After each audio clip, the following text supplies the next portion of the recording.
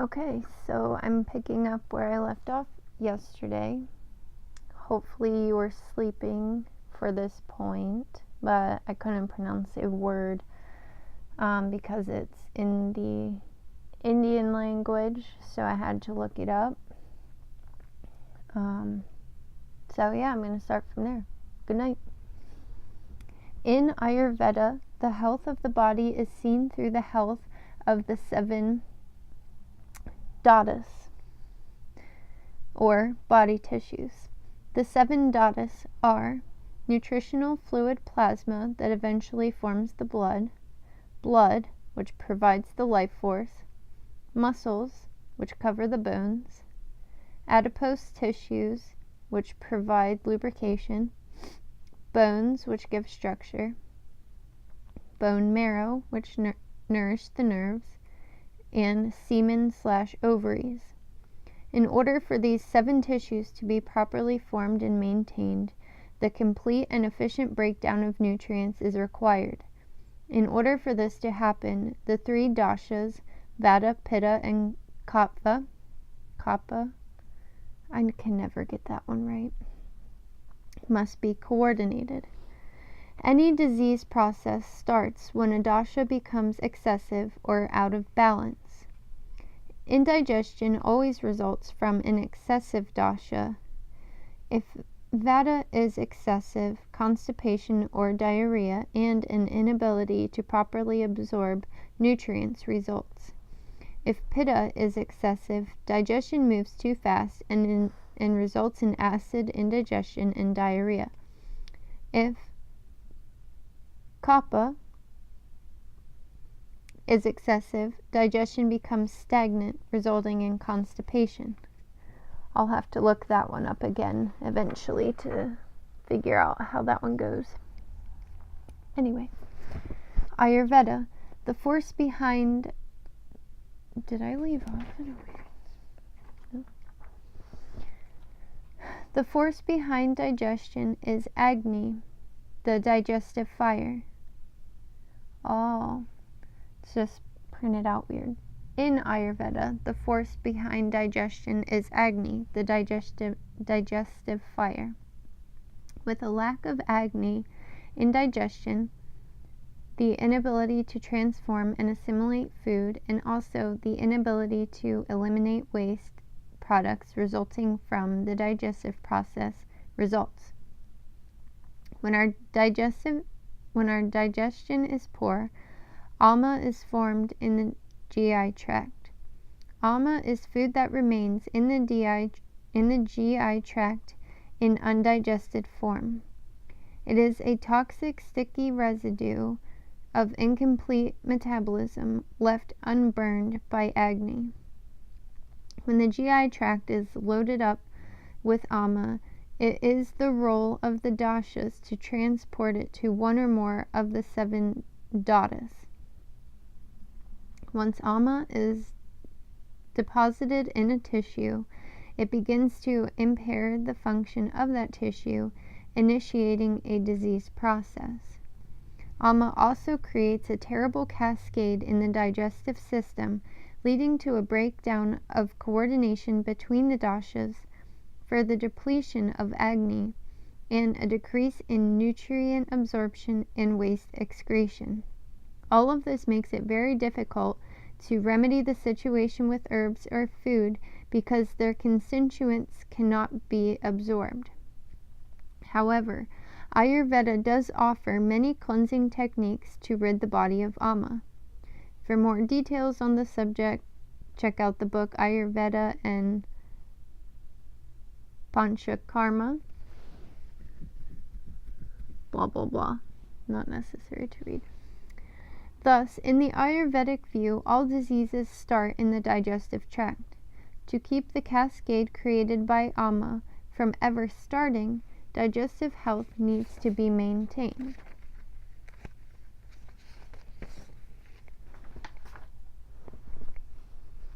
Digestive disorders may be one of the easiest types of imbalance to correct with herbs.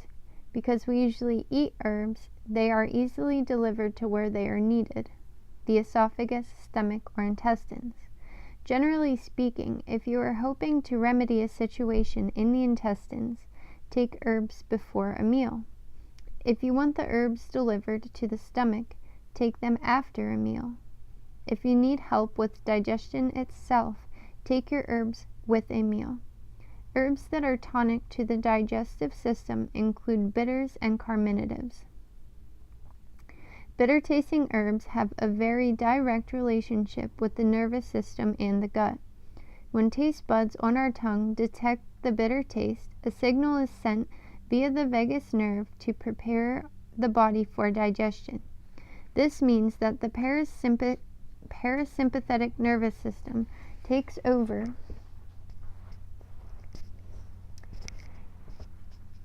and digestive secretions increase, including bile from the liver, insulin from the pancreas, and digestive enzymes from the stomach.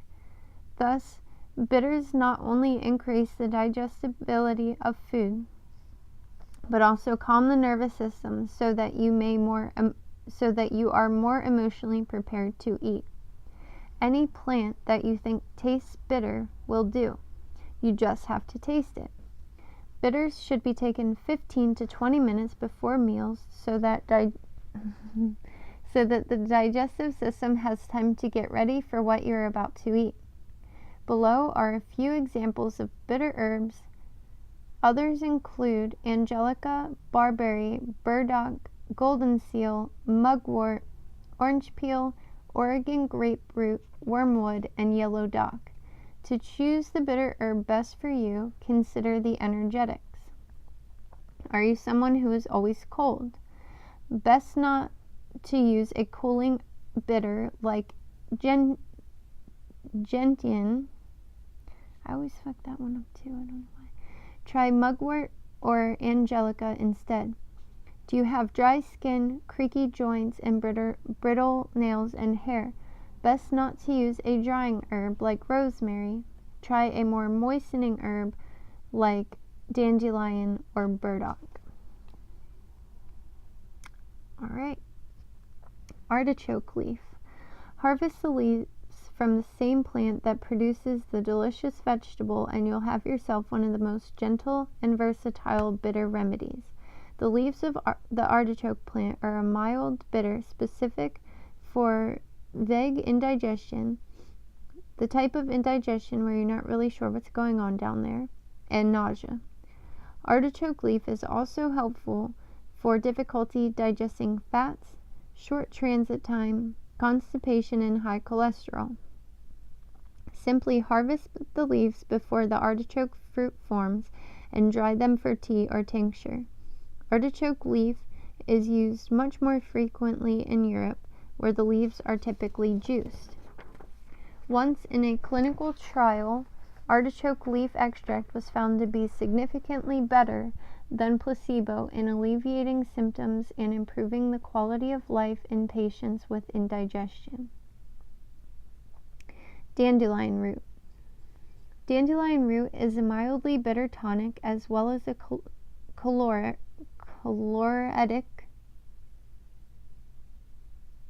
which increases the amount of bile secreted by the liver, and an aperient, I don't know how to say these words, which means it's a mild laxative. Common in lawns all over the U.S., dandelion root can be harvested in the spring or in the fall. In spring, the root will have more of a bitter quality. In fall, the root will be a little sweeter with a higher percentage of prebiotic called insulin. Prebiotics will be discussed more in the next lesson. Dandelion is a cooling remedy that works particularly well for those with warmer constitutions or disease processes. Dandelion also has an affinity for the liver and gallbladder and is useful in acute hepatitis and for the tendency towards gallstones, but should not be used for someone who has a large gallstone. Motherwort. Motherwort is a cool and dry bitter tonic, helpful with indigestion and to aid the body in complete digestion. Motherwort is an easy perennial to grow in the garden. It can be started from seed and will readily self-seed. In addition to its action on the digestive system, motherwort is also an anti-spasmodic, I can never say this word either, an emmenagogue, a hypotensive, which lowers blood pressure, a heart and uterine tonic, and a fantastic nervine, especially for folks whose anxiety leads to heart palpitations. Harvest the aerial parts as the plant begins to flower and dry for tea, though some find it a little too bitter to be palatable as tea, or make a fresh or dry tincture. Hyssop, some people say it differently, so not really sure.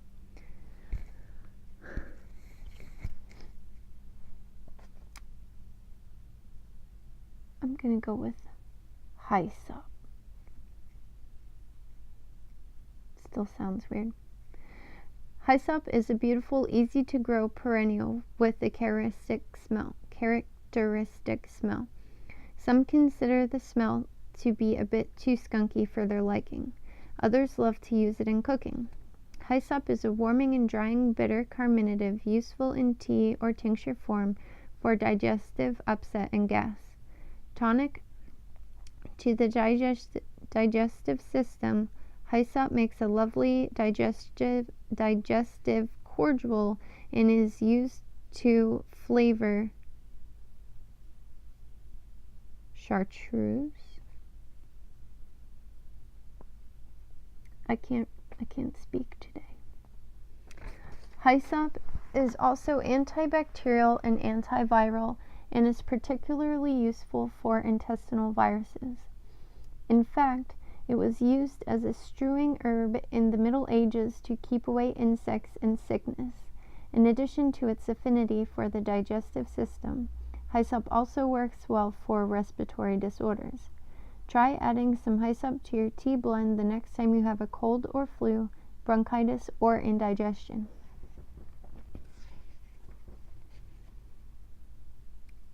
Is it gentian root? I have to look so many things up. Purely bitter, gentian is useful for a long list of digestive complaints.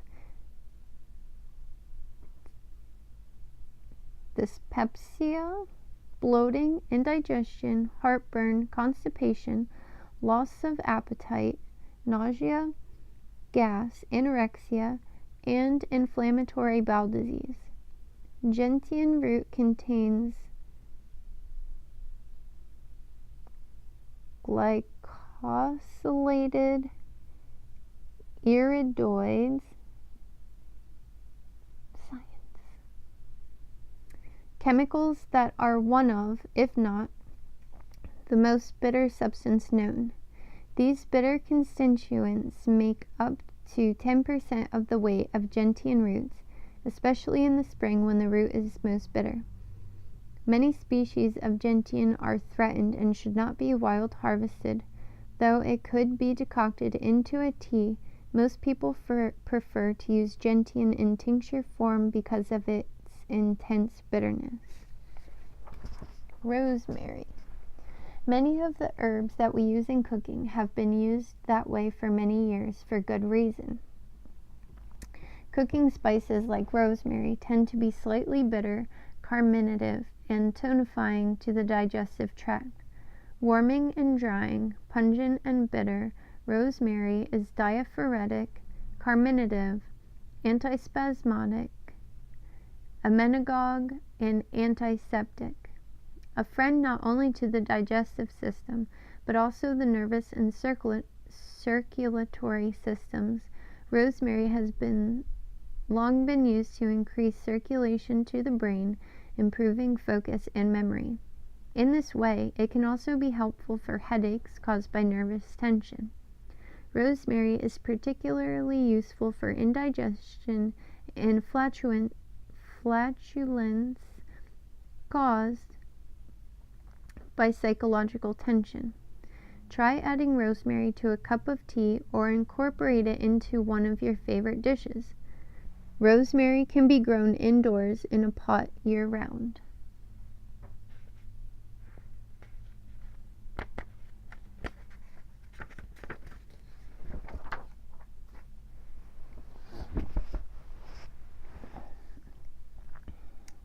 Carminatives.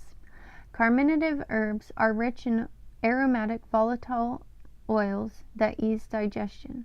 Carminatives can soothe the wall of the GI tract, ease cramping in the intestines, reduce gut inflammation, and help to remove gas from the digestive tract. Especially helpful after meals, try any of the following carminatives to ease digestion. Others not listed below include catnip, chamomile, fennel, ginger, hyssop, lavender, lemon balm, peppermint, sage, thyme, and tulsi. Angelica root. Angelica is a tall biennial herb that prefers to grow in more moist soil. A warming carminative, Angelica is used for gas, diminished appetite, intestinal spasms, diarrhea, gastric ulcers, and indigestion, especially if the indigestion arises due to low digestive fire. In addition to its carminative qualities, Angelica is also antiseptic, anti-inflammatory, expectorant, and an emmenagogue. I just can't say it.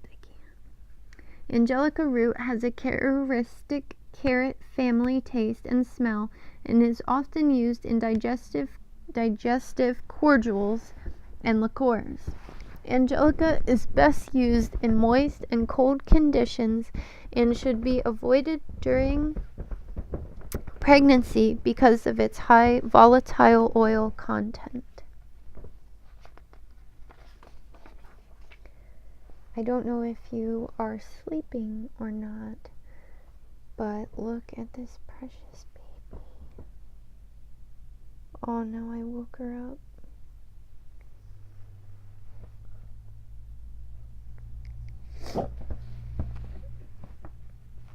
Or I think somebody is here and she hears them.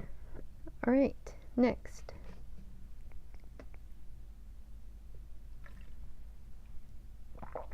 Bee balm. Bee balm, also known as bergamot or lavender bergamot, is not the same plant used to flavor Earl Grey tea. Bee balm grows wild in the U.S. and has beautiful lavender-colored flowers and a pungent taste. Like hyssop, bee balm is a specific remedy for intestinal viruses and is a warming carminative used for all kinds of gas, bloating, rumbling in the tummy, diarrhea, nausea, and upset stomach. Bee balm is also particularly useful in respiratory infections and fevers and is a mild nervine, sometimes used for tension headaches. Be cautious when using bee balm in pregnancy due to its high volatile oil content. Cardamom. A staple in Indian cooking and one of the ingredients in chai tea, cardamom is fantastic with or after a meal to ease digestion. Cardamom is native to southern India and is a member of the ginger family. Warming and drying, cardamom is useful for gas, bloating, nausea, lack of appetite, colic, diarrhea, headache from indigestion, and digestive upset, especially from a nervous origin. Cardamom is also expectorant and antifungal. In the Ayurvedic tradition, cardamom is often given steeped in warm milk. Because of its intense flavor, cardamom is best used in small doses. Even a small amount in a formula can be overpowering. Orange peel. Orange peel is an easy herb to add to your home medicine cabinet. Just save the peels from the oranges you buy at the grocery store, Lay them in a basket or even a plate to dry, and store them in an airtight jar in a cool, dark place. Orange peels are warming and drying and are a great addition to a carminative tea or tincture formula. Also mildly bitter, orange peel strengthens digestive function and is useful for gas, nausea, diarrhea, bloating, and decreased appetite. Orange peel is perfect for someone with a moist, stagnant condition, as it prevents and removes phlegm from the digestive and respiratory tracts.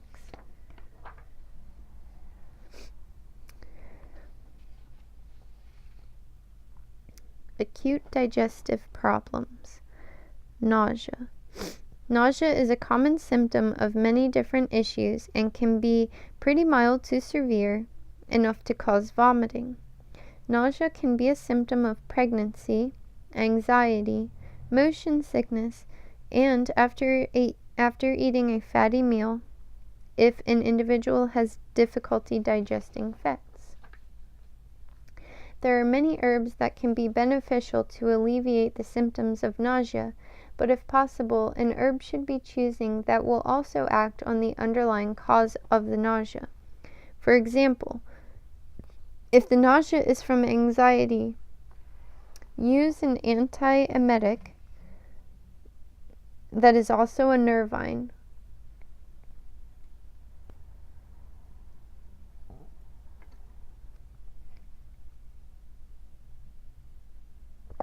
If nausea is from difficulty digesting fats, use dandelion or artichoke along with a more classic anti-nauseant herb. Below are a few examples of antiemetics. Others include artichoke, bee balm, cardamom, catnip, hyssop, meadowsweet, and orange peel. Peppermint leaves. Propagated by rhizome, peppermint is easy to grow in the garden. In fact, once it's there, it's hard to get rid of. Peppermint is not only useful for nausea, but many other digestive disorders, from gas and colic and cramps to diarrhea. Peppermint has a cooling quality, so might be best for someone with too much heat in the gut or in general. In addition to being antiemetic and digestive, peppermint is also an antitussive, which means it relieves coughing, antimicrobial, and diaphoretic. It is also a unique remedy for nervous disorders. Peppermint is both relaxing and stimulating to the nervous system. Peppermint's high essential oil content makes it unsafe to use in high amounts during pregnancy or for young children.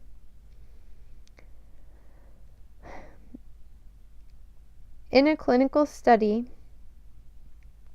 it was demonstrated that simply smelling peppermint spirits may be useful in the treatment of nausea. Spearmint can be substituted for peppermint in most cases. Ginger root. Common in Thai cooking, ginger is perhaps most useful for nausea. It is also antispasmodic, so it can be useful for nausea caused from uterine cramps or any other cramping muscle. Ginger is also anti-inflammatory, diaphoretic, circulatory stimulant, and increases the appetite. Dried ginger root is more drying and pungent than the fresh root, so for folks with sensitive digestions, fresh ginger root tea is preferred. For children, candied ginger, ginger ale, or ginger syrup will be easiest to enjoy. In a clinical trial testing ginger for use as an anti-nauseant in patients with chemotherapy-induced nausea, it was found that a dose of 0.5 to 1 gram per day ginger significantly reduced the severity of nausea. Another reported that 1 gram of ginger per day in a capsule significantly decreased pregnancy-induced nausea and vomiting in pregnant women with no adverse effects. Fennel seed. Fennel is another great anti-nauseant that can easily be eaten. in a pinch if making tea seems like too much of a hassle. Fennel not only helps to relieve the body of nausea, but also helps move gas down and out of the digestive system, improves digestion function, prevents griping, stimulates appetite and digestion, and is useful for colic and constipation. Try making fennel seeds into a delicious cordial. Anise seeds can be substituted for fennel most of the time. Both are moist carminatives with similar volatile oil content. In a clinical trial, it was demonstrated that a combination of fennel, caraway, peppermint, and wormwood eased upper abdominal symptoms such as nausea.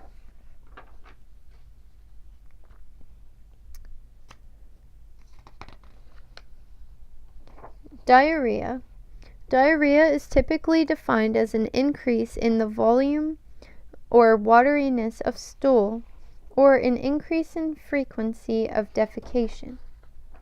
Diarrhea is usually a message from the body that we have ingested something icky or have become infected with a bacteria, virus, or parasite like Giardia.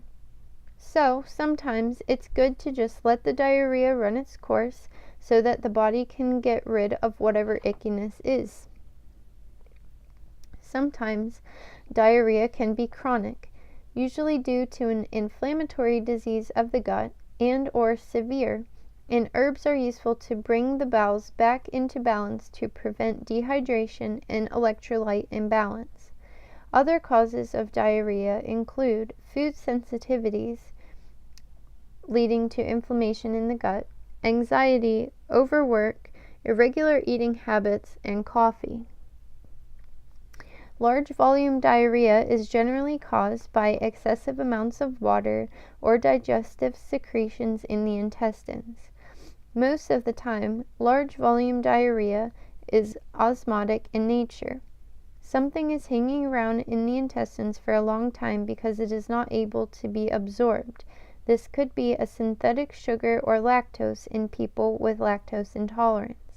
When this happens, a large volume of water is drawn into the intestines via osmosis, causing large volume diarrhea.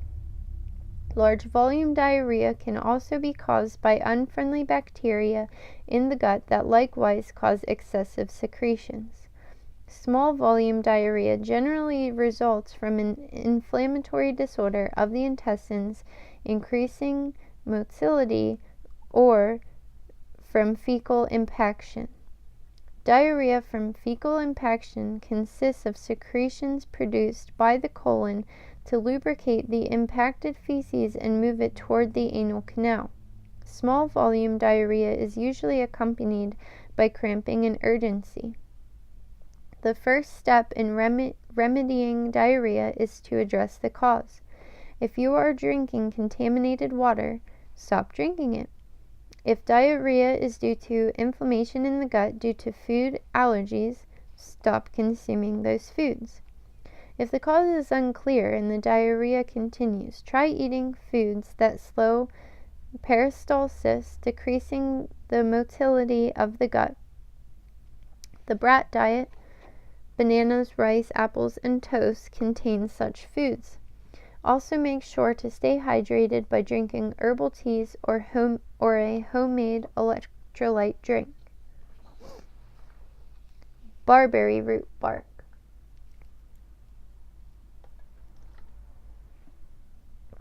For infectious diarrhea, berberine containing plants such as barberry, but also Oregon graperoot and golden seal, are useful because of their antibacterial, antiprotozoal, antifungal, and astringent properties. In a clinical trial, it was reported on berberine's effectiveness for diarrhea induced by an E. coli infection.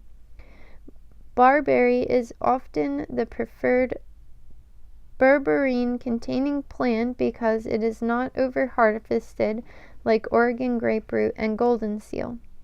Bitter, cooling, and drying, Barberry is not only antimicrobial and astringent, but also a digestive tonic useful for indigestion, stomach ulcers, constipation, skin conditions, and an inability to digest fats and or protein. Due to the alkaloid content, berberine is an alkaloid. Berberine containing species should not be used during pregnancy. Agrimony. I don't really need to read that.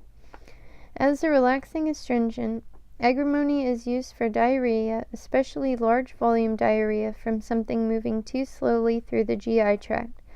Agrimony is also useful for diarrhea caused by inflammation in the gut and helpful for stomach ulcers,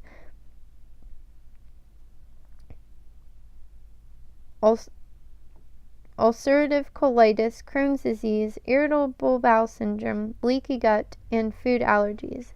Agrimony's astringency is due to its tannin content, and just like that with any other tannin-rich herb, agrimony should be taken away from minerals, as tannins may bind with the minerals, keeping the body from absorbing them.